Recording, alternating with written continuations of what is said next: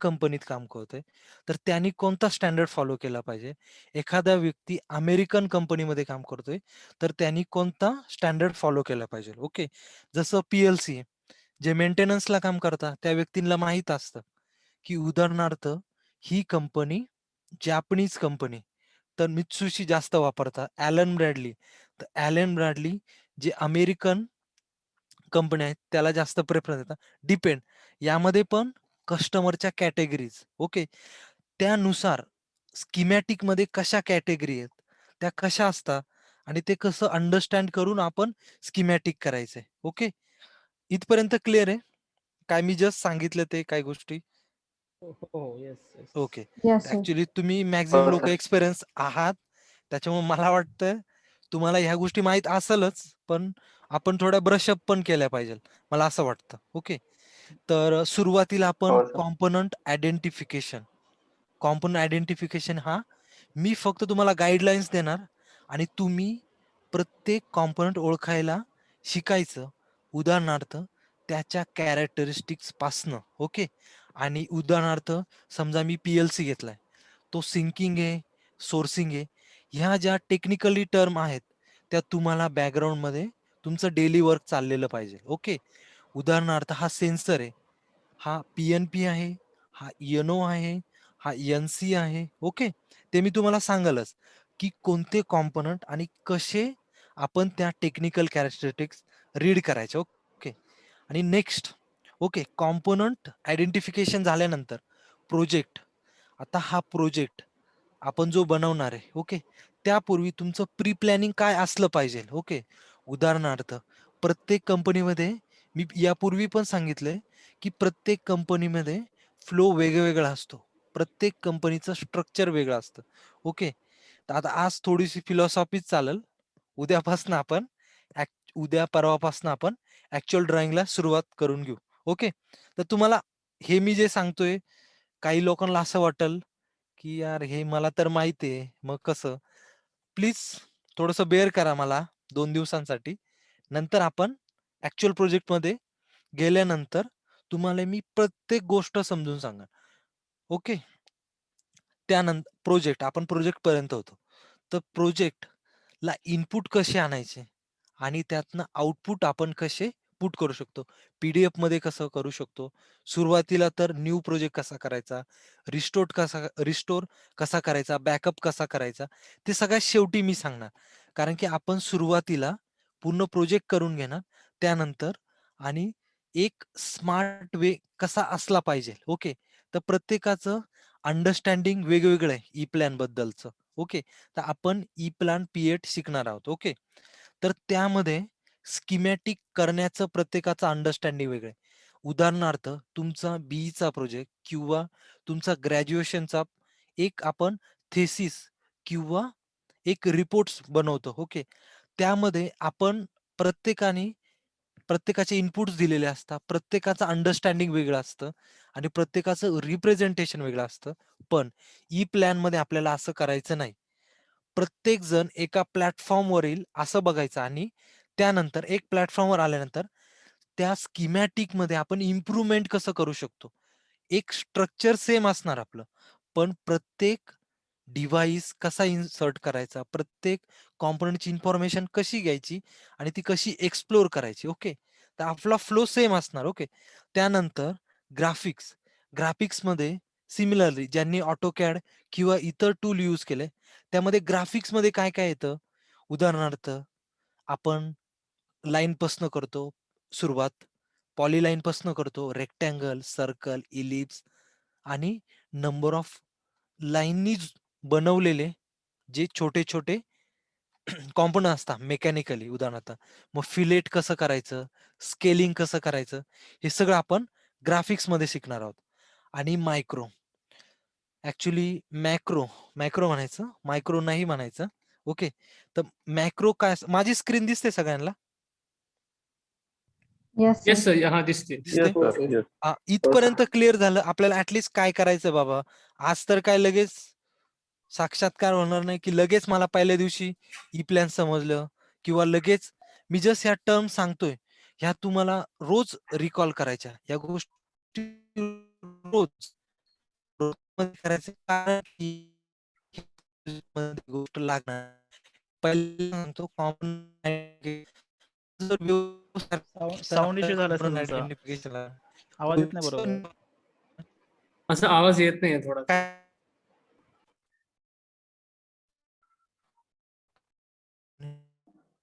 आता येतोय का व्यवस्थित? हां, यायला लागला. यायला लागला. येतोय ना? ओके. तर पुढचं आहे मॅक्रो. तर फिजिकली जसं मी सांगितलं तुम्हाला, तुम्ही कॉम्पोनंट बघितला. जसं के-जीच्या मुलाला त्याला ए फॉर ॲपल शिकवण्यापूर्वी त्याला सुरुवातीला ॲपल दाखवलं जातं. ओके. एका चार्टमध्ये. मग तो चार्टवरनं नेक्स्ट डेला ए फॉर ॲपल असं शिकवलं जातं. तर आपल्यामध्ये पण तसंच आपण करणार आहे. म्हणून मी तुम्हाला कॉम्पोनंट आयडेंटिफिकेशनवर जास्त वेळा भर देतोय. ओके. कारण की फुल अँड फुल ती तुमची ॲक्टिव्हिटी ओके. कॉम्पोनंट आयडेंटिफिकेशन शिकून गेलं. ओके. आपण इथं टूल्सची इन्फॉर्मेशन घ्यायला आलोय. तर त्याच्याविषयीचं बॅकग्राऊंड पण माहीत असलं पाहिजे. ओके. तर मॅक्रो काय आहे? मॅक्रो म्हणजे जे फिजिकली एखादा डिव्हाइस दिसतोय, तर त्याला ई प्लॅनमध्ये कसं रिप्रेझेंट करायचं? उदाहरणार्थ आपला एम-सी-बी मी परत एम-सी-बीचंच एक्झाम्पल देतो. तर एम-सी-बीचा जो सिम्बॉल आहे, तो आहे सिम्बॉल मॅक्रो. ओके. जर तुम्ही डिव्हाइस बघितला, खूप मोठा डिव्हाइस. जर सिम्बॉल मायक्रोचा यूज करून तुम्ही जर एक परत नवीन एक मायक्रो बनवतात, तर तो होईल तुमचा विंडो मायक्रो. ओके. ह्या ज्या टेक्निकल टर्म आहेत, त्या आपण शिकणार आहोत, जेव्हा आपण एक्झॅक्ट ई प्लॅन करायला सुरुवात करू. ओके. त्यानंतर दुसरं आहे पेज मायक्रो. म्हणजे एखाद्या व्यक्तीला त्या पेजचं पूर्णच्या पूर्ण एखाद्या दुसऱ्या प्रोजेक्टमध्ये रिपीट होतंय, तर ते परत रिप्रेझेंट करायचंय, तर त्याच्यासाठी पेज मायक्रो.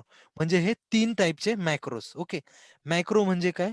जे फिजिकली दिसते. उदाहरणार्थ, आपण एखाद्या कंपनी बघितली, ओके. मग त्याचं एक छोटंसं रूपांतर एका छोट्याशा केबिनमध्ये करतात काही लोकं. उदाहरणार्थ बिल्डिंगचं असतं. तर ते कसं टेस्ट बेंच बनवतो.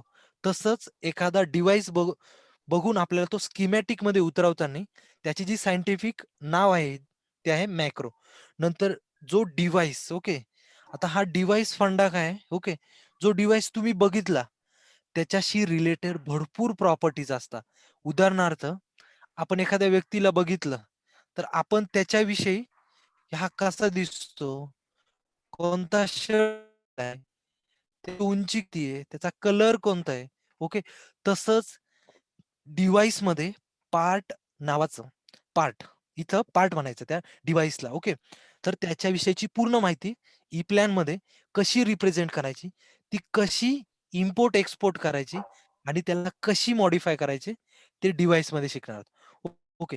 हे सर्व झालं बेसिक आणि इंटरमिडिएट लेव्हलचा अभ्यास ई प्लॅन बद्दलचा आणि त्याच्या टूल बद्दलचा.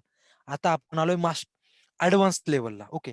तर मास्टर डेटामध्ये काय की जे आपण प्रोजेक्ट बनवला, ओके. सुरुवातीला 2 नंबरच्या याच्यामध्ये प्रोजेक्ट जो बनवणार आहे, ओके. त्यासाठी लागणारा जो प्लॉट फ्रेम समजा मला कस्टमाइज करायचा आहे, ओके.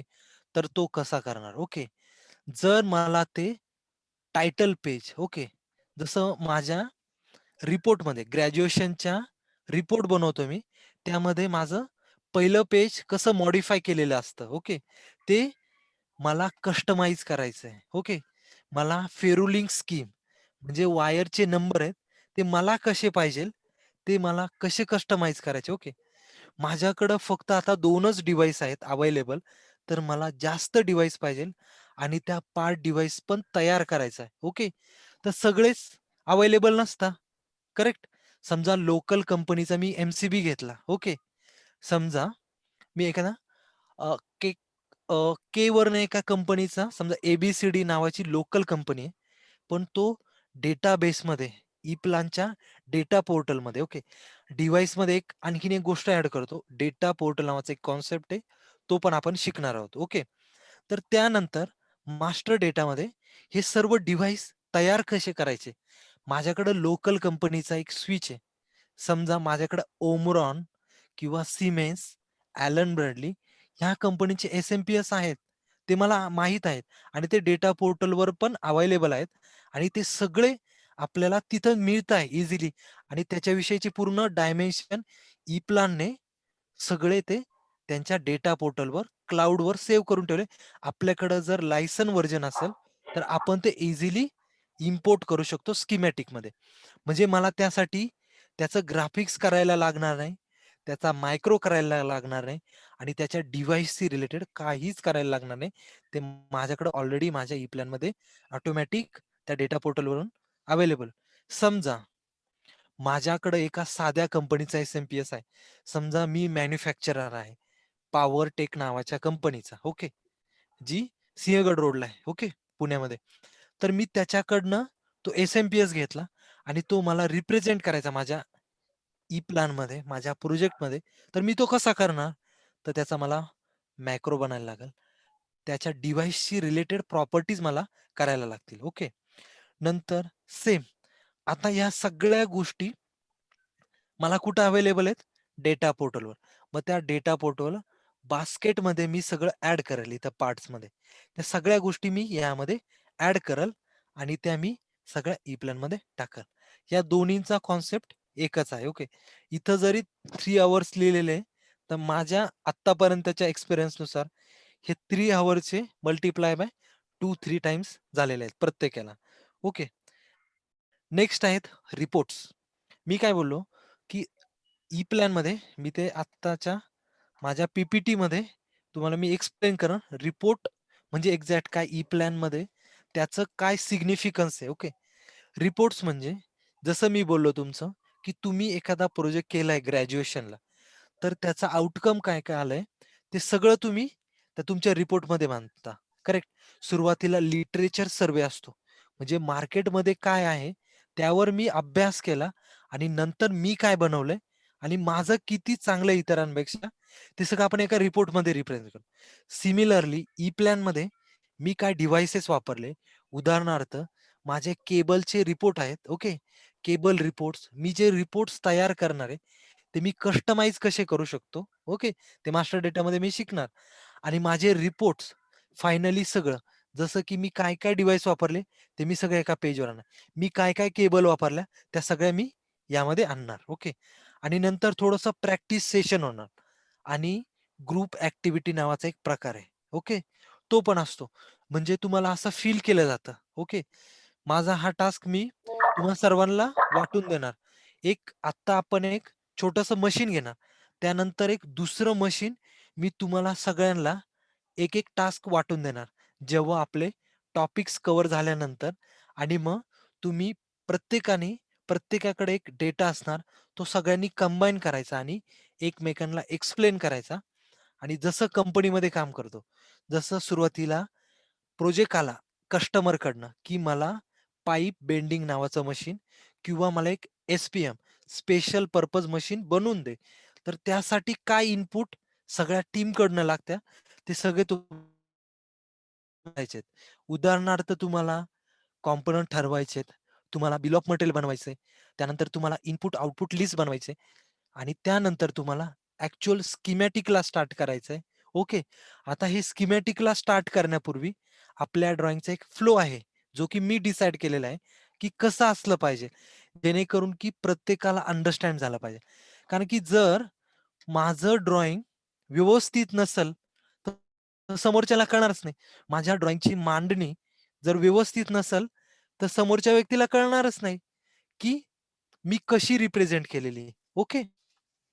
तर आपण इथपर्यंत बघितलं, की आपण काय कव्हर करणार आहेत आणि आपण आपल्या पहिल्या टॉपिकला जाणार, की कॉम्पोनंट आयडेंटिफिकेशन कसं करायचं. ओके. आणि मी ते तुम्हाला शिकवणार, की कसं करायचं आणि त्यापूर्वी जसं सगळीकडे असतं, की ई प्लॅनची बेनिफिट्स आणि काय-काय आहेत, ते मी तुम्हाला कॉम्पोनंट आयडेंटिफिकेशन स्टार्ट करण्यापूर्वी थोडंसं त्यावरती पण लेक्चर देणार. इथपर्यंत सगळ्यांना समजलं? Yes sir. Yes, sir. होय सर. तुम्हाला अंदाज आला. मी म्हणत नाही, पहिल्या लेक्चरला सगळ्यांनाच सगळं कळल किंवा लगेच मला काय करायचंय ते कळणार नाही. ओके. पहिल्याच लेक्चरला. ओके.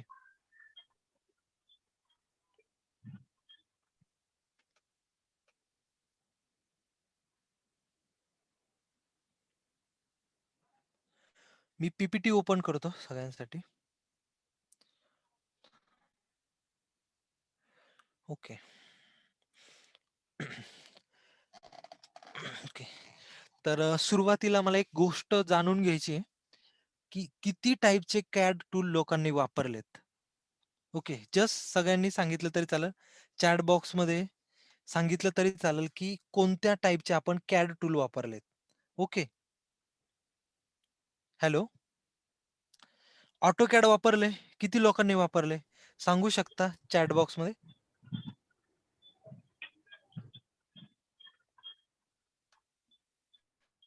हॅलो. हॅलो. हा सर मी लिहिलंय बघा. मी सॉलिड वर्क्स, ऑटोकॅड, कटिया वगैरे वापरते. Okay, okay. ऑटोकॅड मी आता पण वापरतोय माझ्या ड्रॉइंगसाठी. Okay, okay. छान. मला वाटतं मॅक्सिमम लोकांना AutoCAD वगैरे ग्रॅज्युएशनमध्ये आणि नंतर जे इंडस्ट्रियल वर्क असतं, इलेक्ट्रिकलचा जरी पर्सन असेल, तरी त्याला मॅक्सिमम एखादं तरी कॅड टूल माहीत असतं. तर मी स्वतः AutoCAD एक रेफरन्ससाठी घेतलाय आणि ई-प्लॅन त्याच्याशी कसं डिफरंट आहे आणि ई-प्लॅनचे बेनिफिट्स काय-काय आहेत, ते जस्ट आपण ओव्हरव्ह्यू करणार आहोत. ओके. मी ते जस्ट विचारलंय तुम्हाला, की तुम्ही कोणतं कॅड टूल वापरलंय? तर तुम्ही स्वतः मी जे बेनिफिट सांगाल, जस्ट तुम्ही त्याच्याशी कंपेअर करा, की आहे का नाही? अरे हे ई-प्लॅन कसं डिफरंट आहे याच्यापेक्षा. ओके. तर आपला अजेंडा आहे, की मी एक कॅड टूल घेणार पहिला, त्याच्याशी ई-प्लॅन कंपेअर करणार. दुसरं ई-प्लॅन का वापरायचं? कशासाठी वापरायचं? ओके. आणि ह्या टूल विषयीची थोडीशी इन्फॉर्मेशन आणि मग नंतर आपली कॉम्पोनंट विषयीची माहिती. नंतर रिअल टाईम एक्झाम्पल. ओके. मी तुम्हाला सगळ्यांना एक ड्रीम होम नावाचा एक कॉन्सेप्ट सांगणार आणि हे तुम्हाला सगळ्यांना कधी पण ई-प्लॅन करताना कायम कामाला येईल. रिअल टाईम एक्झाम्पल म्हणजे ड्रीम होमचं मी एक एक्झाम्पल सांगाल तुम्हाला. ते रिअल टाईम एक्झाम्पल 1 मध्ये असेल आणि दुसरं रिअल टाईम एक्झाम्पल 2 ते पाईप बेंडिंग मशीन आहे. मी जस्ट एक रेफरन्स घेतलाय आणि तिथनं आपण त्या पाईप बेंडिंग मशीन साठी आपल्याला काय इनपुट लागतायत आणि काय-काय तयारी करायला लागते ई-प्लॅनच्या भाषेमध्ये, ते मी तुम्हाला सांगणार. आणि त्यानंतर एक्झॅक्ट आपलं ई-प्लॅन P8 टूल सुरू होणार. ओके.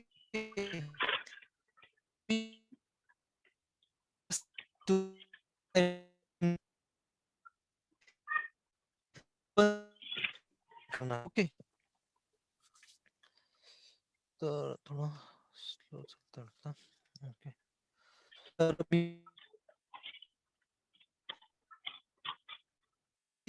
आयडिया मिळेल 1% तरी, की CAD tool Hello, sir. E-plan Your voice is disturbing, hello. sir. Hello.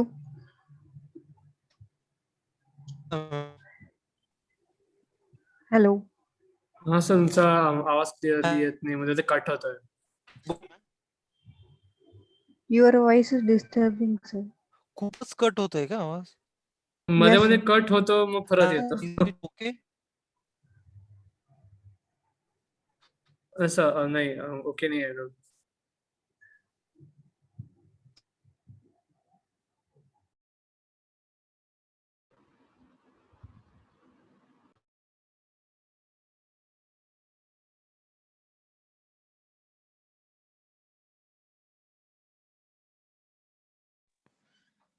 Okay. Me meeting परत जॉइन केली आहे. आता कसा वाटतोय आवाज?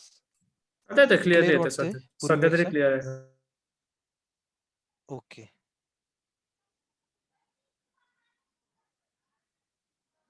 ओके. तर कॅड टूलशी कसा डिफरंट आहे ई-प्लॅन टूल? जे फेरुलिंग नावाचा कन्सेप्ट आहे.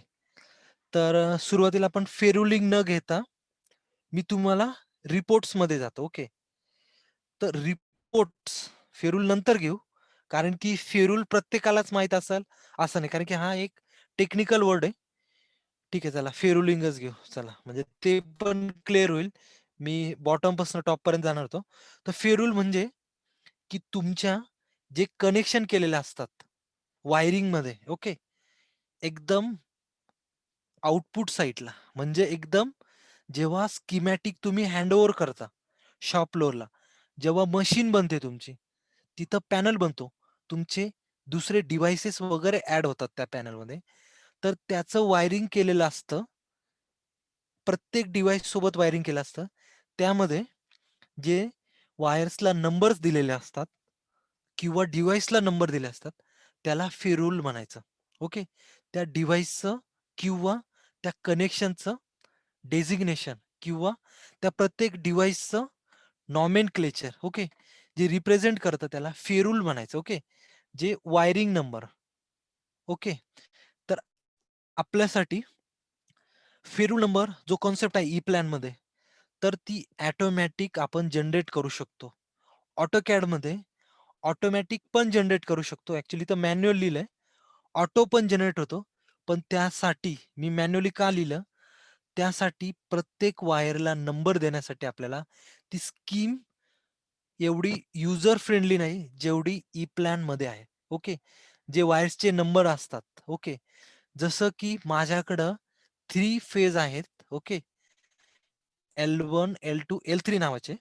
तर मी त्यासाठी मला त्या प्रत्येक डिव्हाइसच्या वायरला प्रत्येक फेजच्या वायरला मला समजा नंबरिंग करायचं आहे, तर तिथं AutoCADमध्ये मला मॅन्युअली करायला लागतं आणि ऑटो करायचं असेल, तर त्यासाठी भरपूर गोष्टींचा विचार करायला लागतो. ओके. तर एवढं ईझी नाहीये, जेवढं ई प्लॅनमध्ये आहे. ओके. उदाहरणार्थ तुम्हाला माझा स्क्रीन दिसते का? PDF दिसते. मी एक हो सर, पेज दिसतोय. Share sir. केलंय. Yes, sir. ओके. तर सुरुवातीला जस्ट तुम्ही हे बघा. समजलं नाही तरी चालेल. इथं फक्त मी तुम्हाला ह्या बेसिक गोष्टी सांगतोय. त्या जेव्हा आपण ई प्लॅन स्टार्ट करू, तेव्हा आणखीन क्लिअर होतील. मी परत ब्रशअप करेल, जे की आपण अजेंडामध्ये बघतोय. ओके. तर सुरुवातीचा फेरूल हा कॉन्सेप्ट काय आहे? 1 मिनिट हां. एकच मिनिट.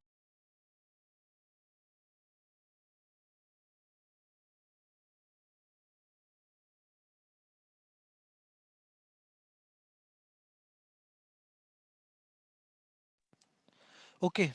सॉरी. तर सुरुवातीला फेरूल कन्सेप्ट काय आहे? तो मी परत एकदा रिवाइज करतो. जसं मी सांगितलं, आपल्याकडं फिजिकली जेव्हा शॉप फ्लोअरला किंवा प्रत्येक कंपनीमध्ये पॅनल किंवा मशीन बनते असं काही नाही. जेव्हा कस्टमर एंडला बनता, तेव्हा प्रत्येक डिव्हाइसचे जे कनेक्शन असतात, त्यावरती एक ट्यूबमध्ये मार्किंग केलेलं असतं किंवा एक फ्लॅग नावाचा कॉन्सेप्ट आहे. ते फ्लॅग नावाचा कॉन्सेप्ट म्हणजे एक केबल टाय लावलेली असते.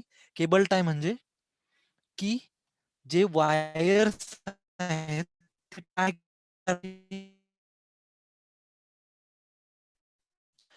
प्लास्टिकचं एक काय तर सगळ्या मला वाटत नाही की खूप डीपमध्ये सांगायला पाहिजे केबल टाय बद्दल. ओके. ते टाय करण्यासाठी जसं की आपण दोरी वापरतो तसं प्लास्टिकचं एक वायर्स असते तसं आपण त्यावर टाय करतो आणि त्यावरती हे फिरून लावलेले असतात. ओके. ते नाव, वायरचा नंबर. ओके. जसं की हे एल, एन, पी इथं दिसतंय तुम्हाला सगळ्यांना. ओके. तर हे सगळ्या गोष्टी ई प्लॅनमध्ये जे वायर नंबर्स आहेत, ते ऑटोमॅटिकली आपण जनरेट करू शकतो. आणि जे AutoCADमध्ये कनेक्शन असतात. जसं की माझं हे टर्मिनल आहे इथं L1 नावाचं. ते मला ह्या कनेक्शनशी कनेक्ट करायचं आहे. तर ई प्लॅनमध्ये मला ही लाईन इथपासनं ते इथपर्यंत ड्रॉ करायची गरज नाही. ह्या गोष्टी तुम्हाला जेव्हा तुम्ही ॲक्चुअल ई प्लॅन करायला सुरुवात कराल, तेव्हा तुम्हाला क्लिअर होईल. ओके. त्यानंतर बिल ऑफ मटेरियल. ओके. तर पूर्वी AutoCADमध्ये जे मटेरियल, जे डिव्हाइसेस, जे पार्ट मी ड्रॉइंगसाठी वापरले, ते मी परत माझ्या रिपोर्टमध्ये जनरेट करू शकत नव्हतो. AutoCADमध्ये खूप लिमिटेशन आहेत रिपोर्ट जनरेट करण्यासाठी. जसं की बिल ऑफ मटेरियलचं आहे. इथं मॅन्युअली लिहिलंय, पण आता ते ऑटो पण होतो AutoCAD मध्ये. ओके. तर त्यामध्ये बिल ऑफ मटेरियल आपण एक्सपोर्ट आणि इम्पोर्ट पण करू शकतो. ई प्लॅन मध्ये ज्या फॉर्मॅटमध्ये पाहिजे नंबर ऑफ फीचर्स अवेलेबल आहेत. मला सॉर्ट आउट करायचंय मॅन्युफॅक्चर वाईज, पार्ट वाईज, प्रत्येक स्ट्रक्चर वाईज. ओके. जसं AutoCAD मध्ये तुम्ही प्रोजेक्ट करता सुरुवातीला आणि नंतर एक ड्रॉइंग्स ऍड करत करत जाता आणि प्रत्येक ड्रॉइंग वाईज पण आपण करू शकतो. ई प्लॅन मध्ये AutoCAD मध्ये तशी फॅसिलिटी नाही. ओके. लायब्ररी लायब्ररी जसं आपल्या स्कूल कॉलेजमध्ये लायब्ररी असते तिथं पुस्तकं ठेवलेले असतात, तसं AutoCAD आणि ई प्लॅन मध्ये तिथं सिम्बॉल्स ठेवलेले असतात आपल्यासाठी. कारण की आपण कॅड टूल वापरतोय ते पण इलेक्ट्रिकल आणि इलेक्ट्रॉनिक्सशी रिलेटेड. तर तिथं काय मिळतील आपल्याला जे इलेक्ट्रिकल इलेक्ट्रॉनिक्सशी रिलेटेड सिम्बॉल्स आहेत ते सर्व सिम्बॉल आपल्याला लायब्ररीमध्ये येतील. पण AutoCAD जर वापरायला सुरुवात केली तर तुम्हाला NFPA नावाचं ची जी लायब्ररी तीच आपल्याला मिळेल. पण ई प्लॅन मध्ये जर तुम्हाला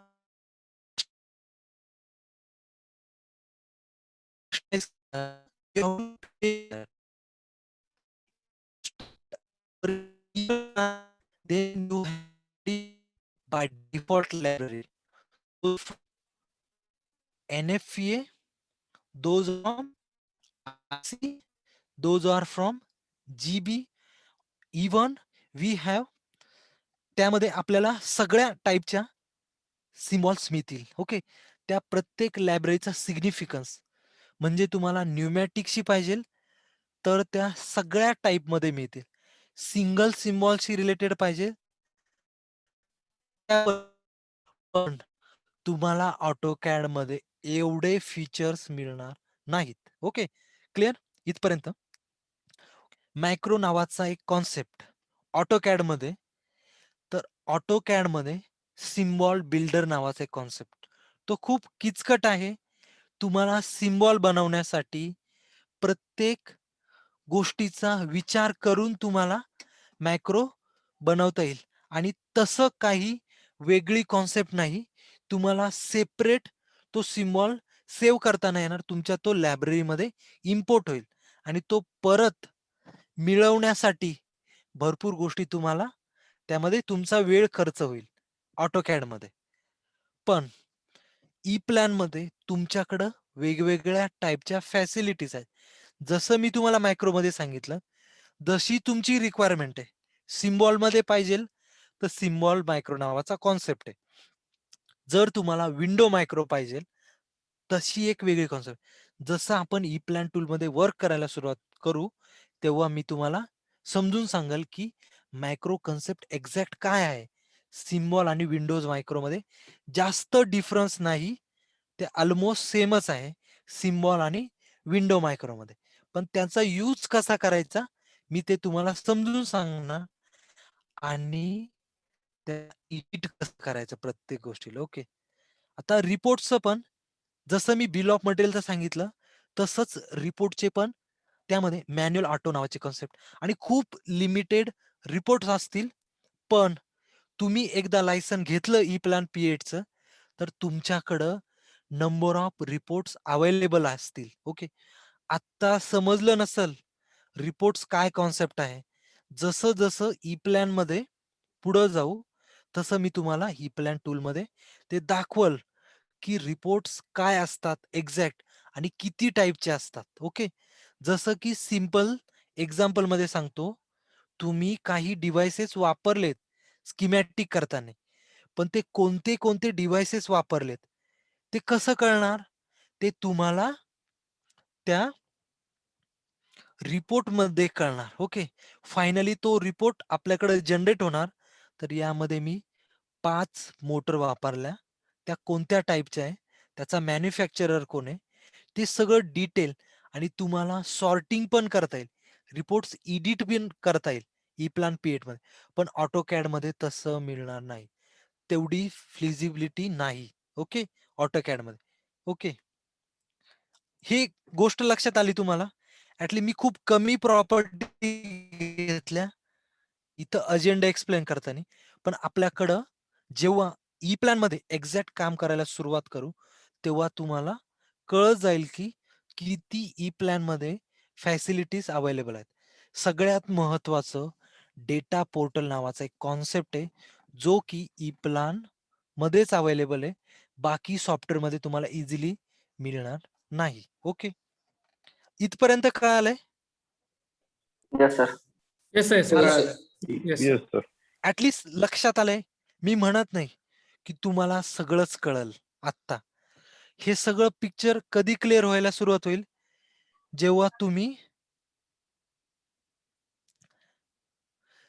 तुम्ही एक्झॅक्ट ई प्लॅन वर काम कराल ना, की फेरूल काय आहे बाबा, बीओएम कसं आहे, लायब्ररी कशा आहेत, इथं अवेलेबल कशा आहेत, किती सिम्बॉल्स आहेत आणि कसे वापरायचे आणि कोणत्या सिम्बॉलचा सिग्निफिकन्स कसा आहे. जर तुम्हाला फिजिकली कॉम्पोनंट कळालेत, ओके, त्यानंतर त्याचं रिप्रेझेंटेशन कळालं स्कीमॅटिक मध्ये, पण त्यासाठी एवढे सिम्बॉल आहेत, पण प्रत्येक सिम्बॉलचा सिग्निफिकन्स काय. मी एक एक्झाम्पल सांगतो. ओके. जस्ट एक भाग म्हणून मी तुम्हाला एक सांगतो. इथे एमसीबी नाही वाटतं ह्या ड्रॉइंग मध्ये. ओके. दुसरं ड्रॉइंग येतं. ओके.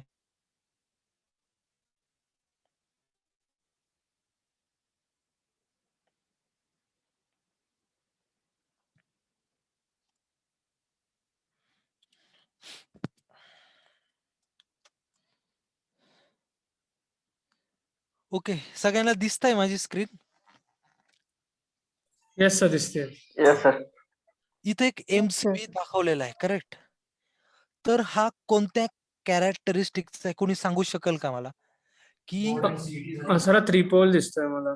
करेक्ट. हीच इन्फॉर्मेशन आपल्यासाठी इम्पॉर्टंट आहे. तर त्याच्याशी आणखीन काय गोष्टी आहेत, तो सिम्बॉल बघितल्यानंतर काय कळतंय तुम्हाला? कोणी सांगू शकतं एकदम टेक्निकल भाषेत? मला आन्सर हवंय. की एमसीबी 2 आहे उदाहरणार्थ 3 पोल 6 अँपिअरचा. तर तो सिम्बॉल बघितल्यानंतर मला काय समजतंय? सगळ्यात महत्वाचं काय समजतं? मला एक गोष्ट आता सरांनी जी सांगितली की 3 पोलचा दिसतोय, 6 अँपिअरचा दिसतोय. करेक्ट. त्याच्या बियॉन्ड जाऊन आपल्याला तो स्टडी करायचा आहे, जो की तुम्हाला know about your components, know about your theory, what component and what component property we have to understand. Okay. तर काय काय वाटतं, कोणी सांगू शकतं की काय प्रॉपर्टीज आहेत आणि त्या काय समजून घेतल्या पाहिजेल? ओके. कारण की मला सांगा, एमसीबीचा ई प्लॅन मध्ये भरपूर रिप्रेझेंटेशन असतील, पण मी इथं हेच का घेतलं? कारण की त्या गोष्टी आपल्याला समजल्या पाहिजे, की इथं मी हाच सिम्बॉल का घेतला, दुसरा सिम्बॉल का नाही घेतला. त्यामागे काहीतरी बॅकग्राऊंड असेल. करेक्ट आहे. तर कोणी सांगू शकेल का का हा सिम्बॉल घेतला असा आणि या सिम्बॉल कसा रीड करायचा? कोणी सांगू शकेल का आपल्यापैकी? Sir I think sir 3 pole 3 pole protected आहे आय गेस. ओके. मी तुम्हाला त्याच्या पिक्चरच्या बियॉन्ड जाऊन सांगतो. 3 पोल आहे, करेक्ट. तो प्रोटेक्ट पण करायचा आहे. पण हा सिम्बॉल असाच का? वरती छोटासा हाफ रेक्टँगल दिसतो, एक लाईन काढलेली आहे आणि परत अर्धी रेक्टँगल लाईन आहे. परत जाऊन ती परत इथं टच झालेली आहे आणि खाली एक एरो पण दिसतोय. करेक्ट आहे? बरोबर आहे? येस सर बरोबर. बरोबर आहे? ओव्हरलोड हां. प्रोटेक्शन. करेक्ट. मॅडमनी बरोबर सांगितलं. ओव्हरलोड आणि दुसरं काय मॅडम? मॅग्नेटिक. करेक्ट? Yes. तर मॅग्नेटिकसाठी कसा असतो? स्ट्रेट. करेक्ट? आणि ओव्हरलोडसाठी कसा असतो? तर तुम्हाला त्या थेअरीमध्ये ते शिकायचंय. ओके. ही तुमची ऍक्टिव्हिटी. तुम्हाला हे बॅकग्राऊंडमध्ये रोज स्टडी करायचंय, की माझं जे एंड डिव्हाइस आहे, ओके. उदाहरणार्थ मी इंडक्शन मोटर वापरतोय. ओके. तर माझा जो एमसीबी आहे, माझा जो कॉन्ट्रॅक्टर आहे, माझे जे डिव्हाइसेस आहेत ते त्याच्याशी कम्पॅटिबल असले पाहिजे आणि मला ते कळाल्यानंतर ते ई प्लॅन मध्ये कसे रिप्रेझेंट करायचे आणि नंतर ते वाचायचे कसे मलाच जर माहित नसेल तर त्याचा उपयोग नाही. कारण की शॉप फ्लोअरच्या व्यक्तीला पण समजून सांगायचं की हा ओव्हरलोड टेज ओव्हर व्होल्टेजसाठी आहे की मॅग्नेटिक साठी आहे. ओके. तर प्रत्येक सिम्बॉलचा सिग्निफिकन्स रीड करायला शिकायचंय. आता आलं की आपण कॉम्पोनंट का अंडरस्टँड करून घ्यायचा. Know about your theory. Okay. आलं आपल्याला इथपर्यंत लक्षात आलंय सगळ्यांना? Yes, sir. Hello. Yes, Yes, sir. sir. Yes, sir. होय सर. म्हणजे माझा ह्या लेक्चरचा सांगण्यामागचा हेतू आजचा असाइनमेंट काय आपला सगळ्यांचा हा असाइनमेंट आजपासून सुरू होतो तर तो जोपर्यंत तुम्ही इंडस्ट्रीत काम करतात तोपर्यंत हा असाइनमेंट तुमच्या सोबतच असला पाहिजे. कारण की प्रत्येक दिवशी नवीन डिव्हाइस इंट्रोड्यूस होते. उदाहरणार्थ आज लीक टेस्टिंग करायचंय मला एखाद्या डिव्हाइसचं किंवा मला इन्स्पेक्शन करायचंय. उदाहरणार्थ ट्यूब आहे माझ्याकडं. माझी सायकल पंक्चर झाली. तर मी ती कशी टेस्ट करतो? पाण्यामध्ये ती ट्यूब पहिली हवेने फुगवून घेतो आणि नंतर ती पाण्यात बुडबुडे आले तर समजून घ्यायचं की माझी सायकल तिथं पंक्चर आहे. सिमिलरली प्रत्येक डिव्हाइस आहे. तर प्रत्येक डिव्हाइसचा पिंच पॉइंट कुठे आहे आणि तो प्रत्येक जे बुडबुडे आहेत ते माझ्या डिव्हाइसचे कुठे आहेत ते मला समजून घ्यायचे आणि ते मला स्कीमॅटिक मध्ये रिप्रेझेंट करायला शिकायचंय. ओके. Yes, sir.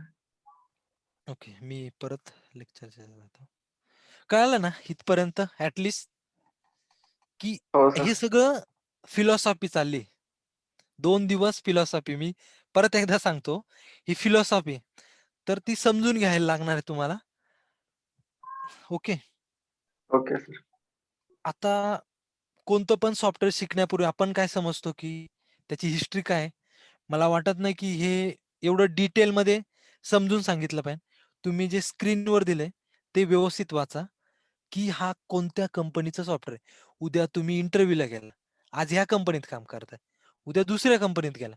तर तो इंटरव्ह्यूअर काय विचारेल, की बाबा ही ई प्लॅन कोणत्या कंपनीचं सॉफ्टवेअर आहे? ओके. कधी फाउंड झालं? ओके. आणि याची सब कंपनी कोणती? रिटाल. सगळ्यांना वेल नोन आहे. हे रिटाल कंपनीचं सॉफ्टवेअर आहे. सगळ्यात जगामध्ये सगळ्यात जास्त मॅन्युफॅक्चरिंग जे करते एन्क्लोजर ती रिटालच कंपनी. मग बाकीच्यांना हॉफमन, जी की आता एल्डॉन होती, पूर्वी एल्डॉन होती, ती हॉफमन झाली. ओके. तर आपल्याला पाहिजे की ई प्लॅन जे सॉफ्टवेअर आहे, कोणत्या कंपनीचं आहे बाबा, कधी झालंय, ओके. त्याचा ओनर कोण आहे? उद्या ही एक ऍडिशनल इन्फॉर्मेशन आपल्यासाठी ती माहीत असणं गरजेचं आहे. आणि सगळ्यात महत्वाचं की इंडस्ट्रीमध्ये रोल काय आहे ई प्लॅनचा? काय करते ई प्लॅन एक्झॅक्ट? तर मी तुम्हाला तुमच्या भाषेत समजून सांगतो. ओके. तर ई प्लॅन मध्ये काय करतो? एक सिस्टमॅटिक मॅनर मध्ये प्लॅनिंग आणि डॉक्युमेंट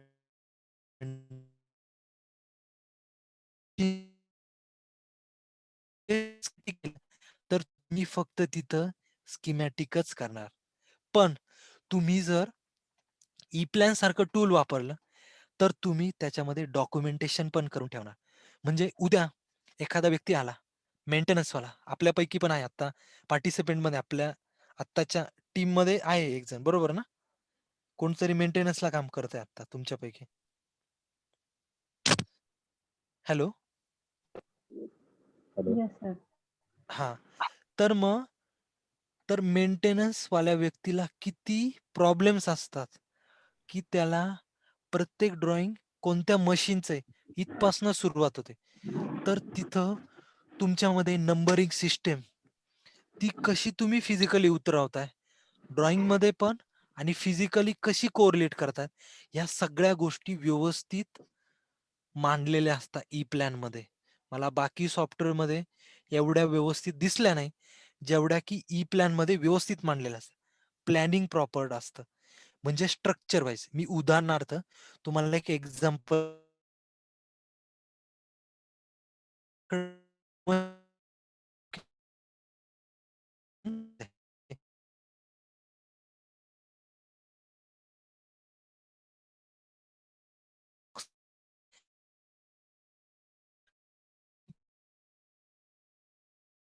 व्यवस्थितरित्या ते मागणी करू शकतो.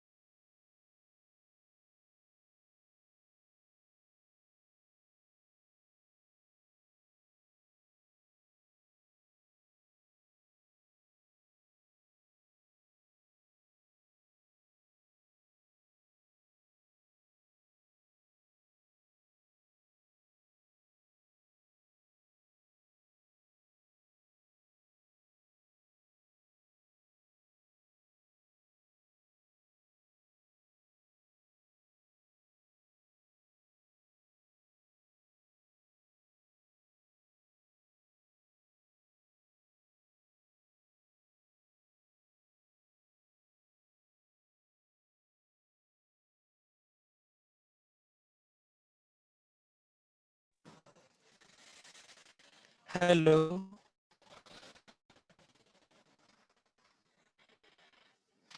हॅलो. माझा आवाज येतोय सगळ्यांना व्यवस्थित? येतोय सर, थोडा थोडा कट होतोय मध्ये हॅलो. मध्ये.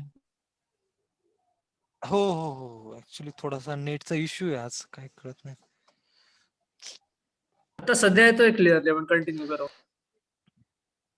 क्लिअर येतोय. ऍक्च्युली तिकोनाचा प्रॉब्लेमच आहे माझ्या इथं. ओके. आपण कुठपर्यंत आलो? स्क्रीन शेअर करतो. Wait. Yes yes. Wait. Okay. तर मी तुम्हाला सांगत होतो की ई प्लॅनचा रोल काय, ओके, इंडस्ट्रीमध्ये.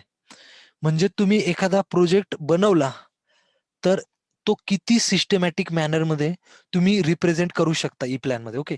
त्या सगळ्या फॅसिलिटीज आहेत, त्या शिकल्यानंतर तुम्ही ते इम्प्लिमेंट करू शकता. ओके. हे लक्षात आलंय तुमच्या सगळ्यांच्या? ऍटलिस्ट जस्ट टूलशी इम्प्लिमेंट करायच्या आणि कशा प्रत्येक गोष्टी समजून घ्यायच्या. ओके. तर मी त्यामध्ये व्यवस्थित. हॅलो, आवाज येतोय माझा? येस सर, क्लिअरली येतोय. हो. तुम्हाला सुरुवातीची स्लाइड कळाली की रोल काय आहे एक्झॅक्ट इंडस्ट्रीमध्ये ई प्लॅनचा एक्झॅक्ट कसं एखादा मेंटेनन्सचा व्यक्ती, मी जसं सांगितलं की त्याला कुठपर्यंत त्याचा यूज होऊ शकतो. ते ऍक्च्युली तुम्हाला आता सध्या सुरुवातीला या गोष्टी जस्ट ओव्हरलूक करा. जेव्हा पिक्चर आयडेंटिफाय कसा वापरायचा, त्याचा फायदा काय, आपलं ई प्लॅन टूल रिप्रेझेंट करताना. ओके. आपला प्रोजेक्ट रिप्रेझेंट करताना, सॉरी. ओके. तर समजा तुम्ही ई प्लॅन टूल शिकला तर इंडस्ट्रीमध्ये जॉब्स कसे अवेलेबल आहेत. तुम्ही डिझाईन इंजिनियर म्हणून काम करू शकता, तुम्ही प्रपोजलला काम करू शकता, तुम्ही प्रोजेक्ट इंजिनियर. तिथं ई प्लॅन टूलचा यूज कसा होतो ते मी एकदा जस्ट ओव्हरलुक करतो. ओके. तर डिझाईन इंजिनियर म्हणल्यानंतर तो डिझाईन आणि डेव्हलपमेंटमध्ये काम करतो. ओके. तर होल अँड सोल तिथं त्याला ई प्लॅन प्रिपेअर करायला लागतं, सगळं अंडरस्टँड करायचं. छोटी कंपनी असेल तर तिथं त्याला बिल ऑफ मटेरियल पण बनवायला लागतं, स्कीमॅटिक पण बनवायला लागतं, त्याला नंतर अपडेट पण करायला लागतं आणि कस्टमरचा फॉलोअप पण घ्यायला लागतो.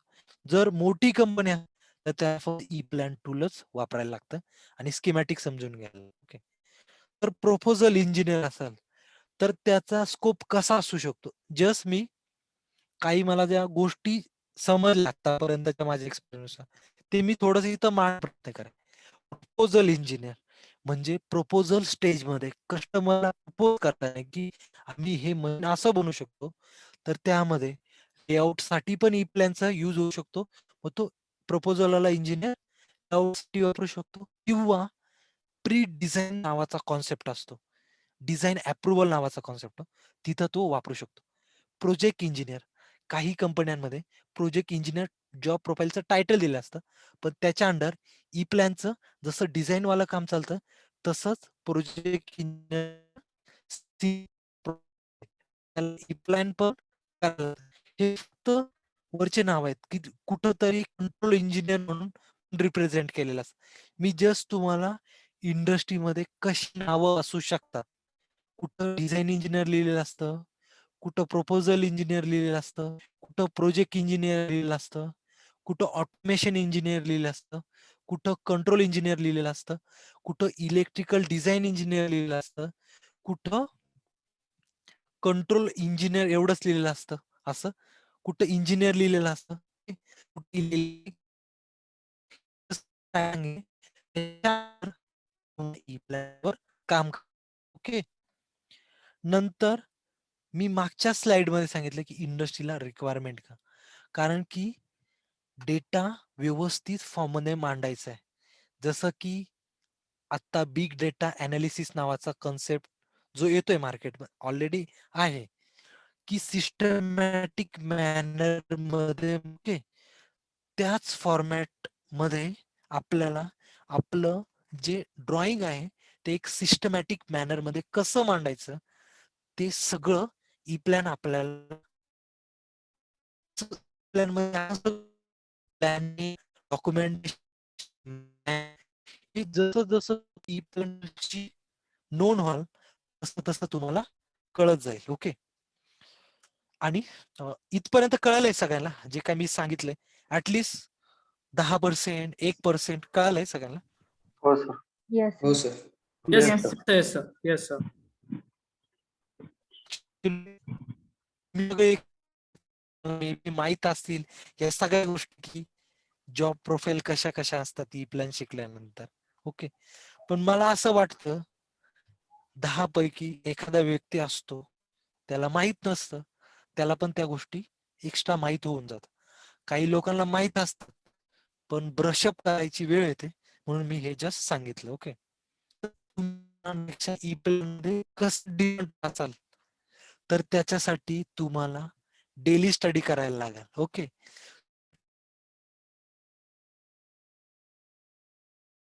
एक्झॅक्ट पॉइंट सांगितला की ओव्हरलोड रिप्रेझेंट करतो तो एमसीबी. तर यासाठी ह्या मॅडमने तुमच्या इतरांशी थोडं वेगळं थिंकिंग का केलं?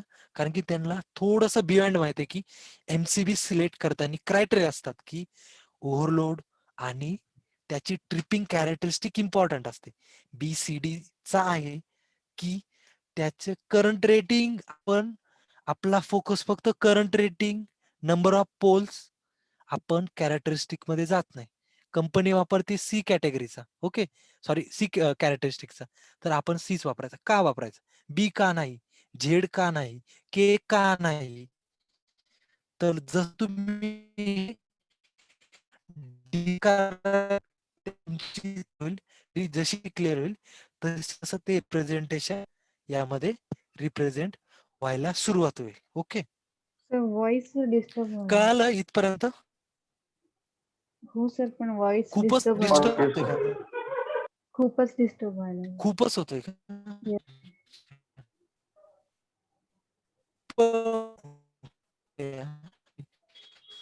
काय कळत नाही ती कोण असेल. आता कसा वाटतोय?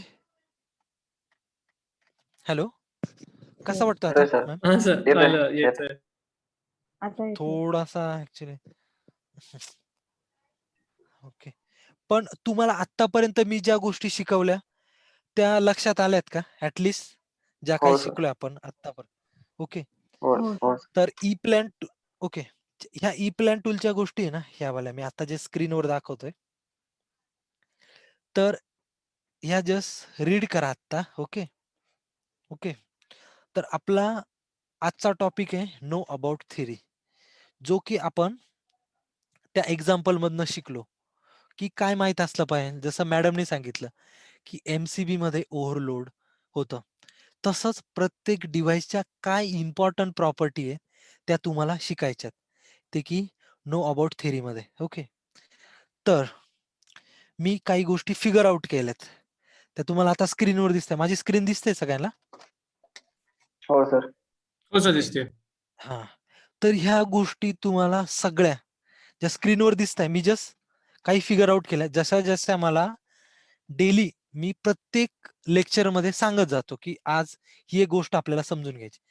तर तुमच्या सगळ्यांचं असाइनमेंट काय आहे, की जे इलेक्ट्रिकल आणि इलेक्ट्रॉनिक कॉम्पोनंट तुम्ही ज्या इंडस्ट्रीत काम करतात, प्रोसेसिंग असो किंवा मशीन मॅन्युफॅक्चरर असो, ओके. तर कोणाची ऑटोमोटिव्ह असेल, कोणाची ऑटोमोबाईल असेल,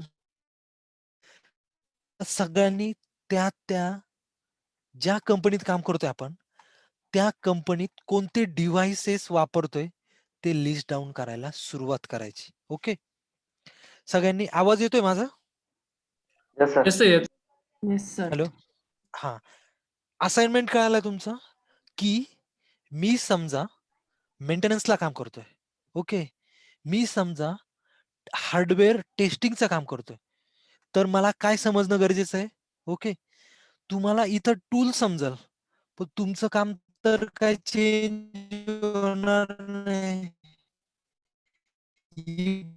तर ते तुमच्या वळवायचं ते त्याचंच बनवायचंय. तर तुला काय माहिती असणं गरजेचं आहे? सगळ्यात महत्त्वाचा पिंच आणि की पॉइंट, की तुमचे डिव्हाइसेस तुम्हाला व्यवस्थित पाहिजे.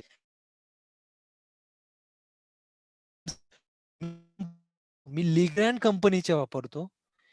मी एबीबी कंपनीचा वापरतो. एमसीबी, एमसीसीबी किंवा स्नायडर किंवा सिमेन्स कंपनीचा वापरतोय. तर मला त्या कंपनीचे डिव्हाइसेस वापरतोय. तर ॲट लीस्ट मला जनरलाइजमध्ये एम-सी-बी म्हणजे काय? एम-पी-सी-बी म्हणजे काय? हे सगळे डिव्हाइस आहे. ए-सी-बी म्हणजे काय? हे जे मी डिव्हाइसेस वापरतो, कारण की मला सगळ्यांच्या बद्दल माहीत नाही, की प्रत्येक जण कोणते डिव्हाइसेस हँडल करतो. ओके.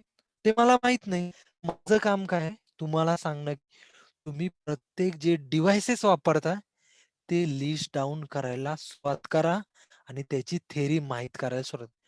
मी मेंटेनन्सला काम करतो. मी डिझाइनला काम करतो. मी सी वापरतोय. वापरतोय की मी डेल्टाचा वापरतोय. मी मेसनचा वापरतोय. मी नेक्स्ट जेनचा वापरतोय. ओके. किंवा आणखीन इटानचा वापरतोय. कोणता पी-एल-सी वापरतोय, तर ते सगळे पी-एल-सी मी जे वापरतोय, त्याची थिअरी मला माहीत असली पाहिजेल. जसं की मगाशी सांगितल्याप्रमाणे सिंकिंग आहे, सोर्सिंग आहे. काय कन्सेप्ट आहे सिंकिंग, सोर्सिंग? या सगळ्या टेक्निकली टर्म तुमच्या असाइनमेंटमध्ये आज नोट डाउन करून ठेवा. Okay. Know about theory, know about components. Okay. कळलं आपल्या सगळ्यांना? Okay. Yes, sir. Hello. Yes, sir. Yes sir. Yes yes sir समजलं. म्हणजे प्रत्येकाने कॉम्पोनंट विषयी सगळ्यांनी नोट डाउन करायचे, की मी कोणते कॉम्पोनंट वापरतोय. मे बी तुम्हाला सगळ्यांना माहीत असेल, पण माझ्यासाठी ब्रशअप करायला सुरुवात करा. जेणेकरून मी आज ई प्लॅन शिकवल, पण उद्या तुम्हाला ते वापरायचेत. ते कसे दिसतात आणि कसे रिप्रेझेंट करायचे ते शिकायचंय. दुसरा पॉइंट आहे सिम्बॉल आयडेंटिफिकेशन. जसं आपण ती एक एक छोटंसं एक्झाम्पल घेतलं करेक्ट. केबल्स, वायर्स, सिलेक्शन कसं करतो टर्मिनलचं, की माझी 10 स्क्वेअर ची केबल आहे, तर त्याच्यासाठी वॅगोचं माझं जे टर्मिनल आहे किंवा माझं एल्मॅक्स किंवा दुसऱ्या कोणत्या लोकल कंपनीचं आहे, तर ते सुटेबल आहे का? कारण की उद्या जर मला माझ्या 10 स्क्वेअर mm ची केबल दिली, तर मला माहीतच नसेल की 10 स्क्वेअरच्या केबलला किती टर्मिनल काही उपयोगच नाही. करेक्ट आहे? करेक्ट आहे? ते थेअरी रोज थोडंसं ब्रशअप करायला सुरुवात करा. ओके? कळालंय? मी जस्ट काही कॉम्पोनंट इथं दाखवलेत. ओके? जे खूप बेसिक मधनं आलेत, त्यांनी प्लीज पहिले चित्र बघा सिम्बॉलचे. Basic symbol about not a symbol, basic devices. मी जसं सांगितलं टर्मिनल, एमपीसीबी, एमसीसीबी, तर प्रत्येक डिव्हाइसचं बॅकग्राऊंड समजून घ्यायचे. जसा एमसीबी कशासाठी वापरतो? सुरुवातीला आपण फ्यूज वापरायचो. ओके, फ्यूज आत्ता पण वापरतो, असं काही नाही. पण फ्यूज कसा रिप्रेझेंट करायचा? ओके, फ्यूज रिप्रेझेंट करायचा हे नंतरची गोष्ट आहे. पण मला फ्यूज दिसतो कसा? काय उपयोग नाही. तर आपल्याला फ्यूज कसा दिसतो, त्यानंतर एमसीबी कसा दिसतो, त्यानंतर एमसीसीबी कसा दिसतो. ओके, आणि ते दिसल्यानंतर कळाल्यानंतर ते ई प्लॅन मध्ये एक्झॅक्ट कसे दिसतात ते मी तुम्हाला सांगेल. Okay okay. तर मी काही डिव्हाइस दाखवले, मी जस्ट सांगतोय. सुरुवातीचा हा एमसीबी आहे त्रिपोलोला. दुसरा आहे स्नायडर मेकचा एमपीसीबी. ओके, तो मोटरसाठी वापरतो. ओके, दुसरा आहे एमसीसीबी. तिसरा आहे indication lamp, tower lamp. Okay, कुणी टॉवर लाईट म्हणतं, टॉवर लॅम्प म्हणतं, कुणी इंडिकेशन लॅम्प म्हणतं. ओके, इथं हा दिसतो रिले. नेक्स्ट आहे पीएलसी, कॉन्टॅक्टर. हे अशा इमेजेस घ्यायच्या आपण सगळ्यांनी असाइनमेंट मध्ये, आणि ह्या जरा डिव्हाइसेस जे वापरतो आपण ते नोट डाऊन केल्यानंतर त्या प्रत्येकाची इमेज कशी दिसते ते बघायला सुरुवात करायची. ओके, कळालं? हे इथपर्यंत लक्षात आलंय सगळ्यांना? Yes sir, Yes, sir. कळालं. Yes, Yes, sir. sir. हा, त्यानंतर माझा सर्वो सर्वो मोटरलाच इंडक्शन मोटरला व्हीएफडी का वापरायचा? मी इंडक्शन मोटरला व्हीएफडी वापरू शकतो का? या सगळ्या गोष्टी बॅकग्राऊंड मध्ये अंडरस्टँड करायच्या. ओके, मी जस्ट सांगत चाललोय. तर प्लीज तुम्ही ह्या सगळ्या नोट डाऊन करायच्यात.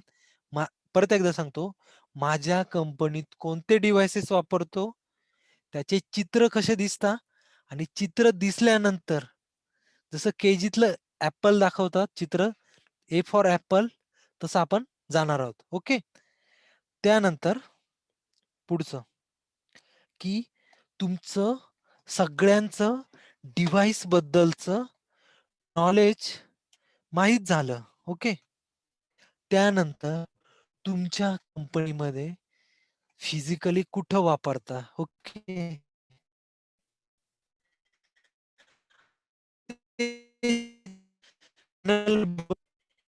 तर ते प्रत्येक डिव्हाइस समजलेत मला. जसं की मला एमसीबी समजलं, मला एसएम समजला, पण सर ऐकायला येत फिजिकलला नाही.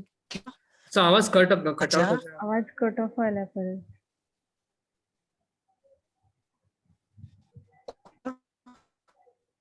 Hello sir. हॅलो, येतोय माझा आवाज मॅम? हा, आता येतोय सर. एक मिनिट, मी जस्ट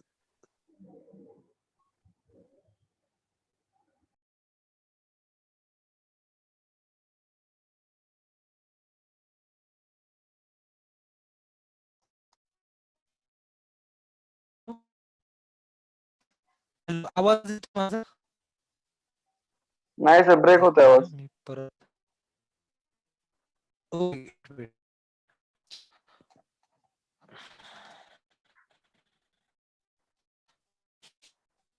कसं वाटतं?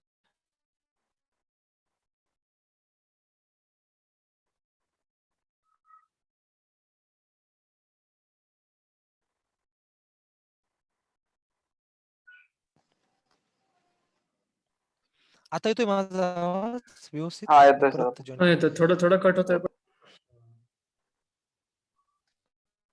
ओके. मी आत्ता काय सांगितलं तुम्हाला, की तुम्ही डिव्हाइसेस माहीत करून घ्यायचे, करेक्ट? आणि तुम्ही ज्या कंपनीत काम करताय, की आपला प्रॉडक्ट काय, ओके? ते सगळ्यांना माहिती आहे. मेंटेनन्स इंजिनिअरला सांगायची गरज नाही, ओके? कारण की मेंटेनन्स इंजिनिअर सगळ्या गोष्टीमधनं गेलेला असतो. तरी पण रिवाईज करायचं ॲक्चुअली कसं, कधी-कधी आपण एकाच गोष्टीवर जास्त काम करत जातो आणि बाकीच्या गोष्टी विसरून जातो. तर माझं एवढंच म्हणणं आहे, आपण ज्या गोष्टी वापरलेल्या आहेत, त्या ब्रशअप करा परत-परत. ओके. आता माझ्या स्क्रीनवर एक पी-एल-सी पॅनल दिसतोय सगळ्यांना? येस सर, दिसतोय. Yes sir. दिसतोय, ओके. तर हां, पी-एल-सी दिसतोय माझ्यामध्ये, करेक्ट? हा कोणत्या कंपनीचा पी-एल-सी सांगू शकाल? I think so the Allen ब्रॅडलीचं डिस्ट्रिब्युटेड आय/ओ हॅलो? सिस्टमचा पी-एल-सी. ओके. Okay, correct. तर ॲलन ब्रॅडलीचा सिरीजचा कोणतातरी पी-एल-सी आहे, करेक्ट? तर मग तो कुठं लागलाय माझा? कसा दिसतो फिजिकली? त्या कंपनीत कोणते डिव्हाइसेस वापरलं ते मी स्टडी केले. त्यानंतर फिजिकली कुठं लावलेत ते बघायचे, ओके? माझ्या कंपनीत वापरतोय. कोणत्या कंपनीचा आहे? कुठं लावलाय? कुठं लावला गेला पाहिजे होता? ते पण व्यवस्थित स्टडी करायचं. आता हा इथं लावलाय तो चुकीचा लावलाय. ट्यूबलाईट कुठं वापरतोय? माझ्या 230 वर कोण डिव्हाइस चालता? माझे 415 वर कोणते डिव्हाइस चालतात? माझ्या कंट्रोलवर कोणते डिव्हाइस चालतात? 24 कोणते चालतात? एनालॉग वरती कोणते डिव्हाइस चालतात? 4 to 20 वर कोणते चालतात? प्लस मायनस 10 व्होल्टवर 0 to 5 कोणते चालतात? ते सगळे डिव्हाइसेस मला माहीत करून घ्यायचे आहेत. फिजिकली माझ्याकडं इथं DIN रेल काय असतं? बट्रेक काय असतो? केबल डक्ट काय असतो? ओके. ह्या छोट्या-छोट्या गोष्टी आपल्याला समजून घ्यायच्या आहे. ओके. तर थेरी आणि प्रत्येक असतो आणि काय केलं पाहिजे मला समजून इतकं क्लिअर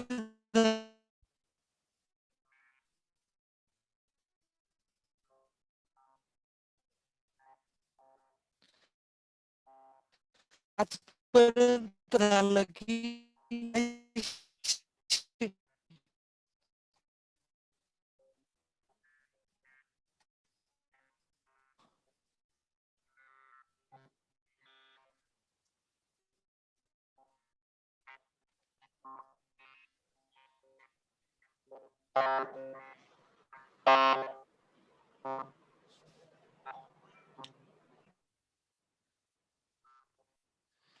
ओके.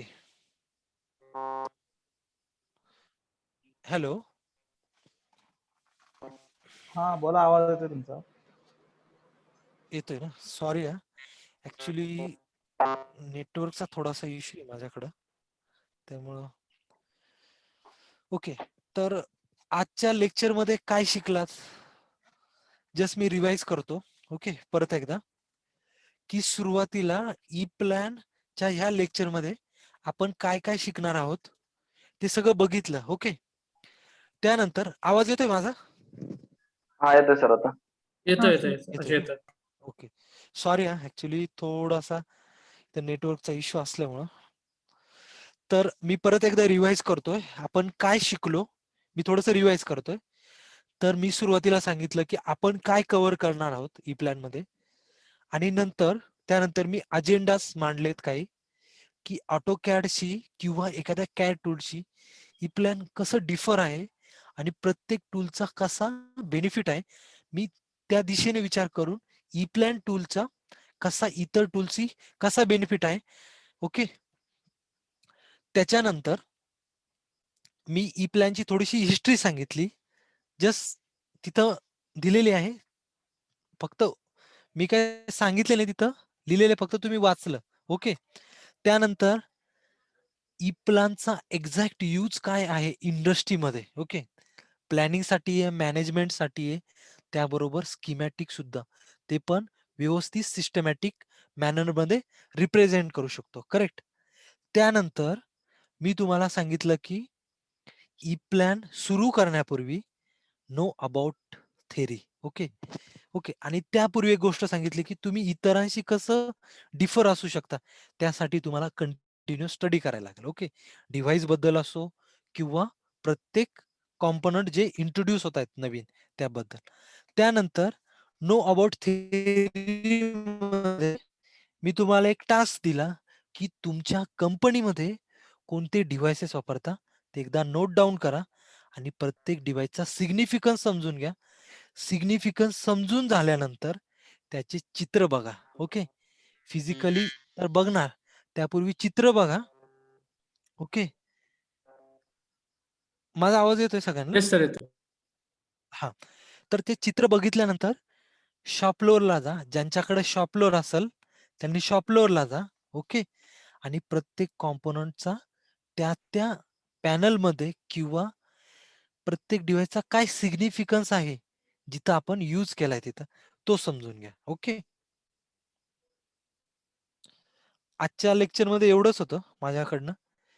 काही डाऊट वाटतंय, काय विचारायचंय तर विचारू शकता की नेमकं काय आहे पुढं, किंवा मग आत्ता ह्यामध्ये काही डाऊट वाटतोय कोणाला?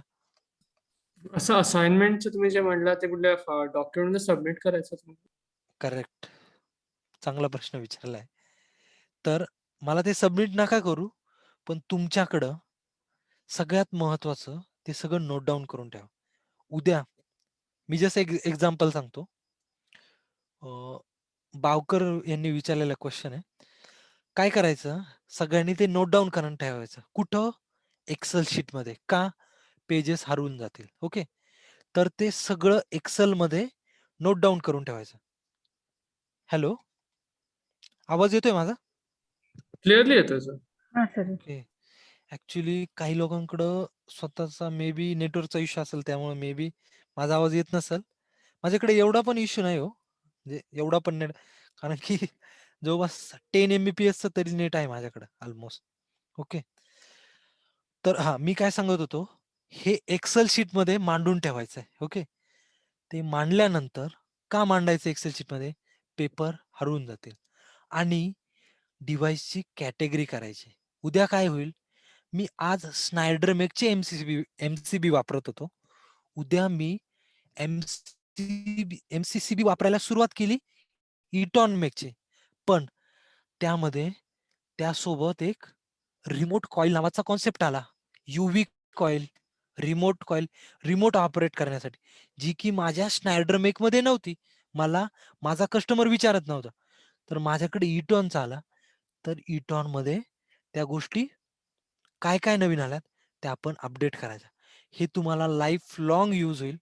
हे माझे वर्ड आहे तुम्हाला सगळ्यांसाठी. तुम्ही ह्या कंपनीत काम करता, तुम्हाला ह्या कंपनीचा सगळ्या प्रोसेस माहित होईल, पण डिव्हाइसेस सगळीकडे सेम असतील. करेक्ट आहे? आज ह्या कंपनी इटॉन आहे, कुठं स्नायडर असेल, पण एमसीबीचा वर्किंग काय आहे हे जर तुम्हाला ह्या कंपनीत क्लिअर झालं, कॅरेक्टरिस्टिक्स कोणत्या आहेत ह्या क्लिअर झालं, उद्या तुम्ही कोणत्याही कंपनीत जाल, काही पण फेस कराल, तुम्ही मेंटेनन्स मध्ये आहात, तुम्ही तिथं सांगू शकता तुम्ही डिझाईन मध्ये आहात. समजा त्या व्यक्तीने इंडक्शन मोटर वापरली. ओके. किंवा साधं एक्झाम्पल घेऊ आपण, ट्रान्सफॉर्मर वापरलं. तर तिथं त्याने समजा कॅटेगरी के, सॉरी, कॅरेक्टरिस्टिक बी नावाचा एमसीबी वापरला. तर तुम्ही त्याला आन्सर करू शकता, बाबा हा का वापरला, मला आन्सर कर त्याचं, आणि तुम्ही त्याला करेक्ट करू शकता. ओके. हा टेक्निकली जेवढं तुम्ही क्लिअर असाल तेवढं तुम्ही ई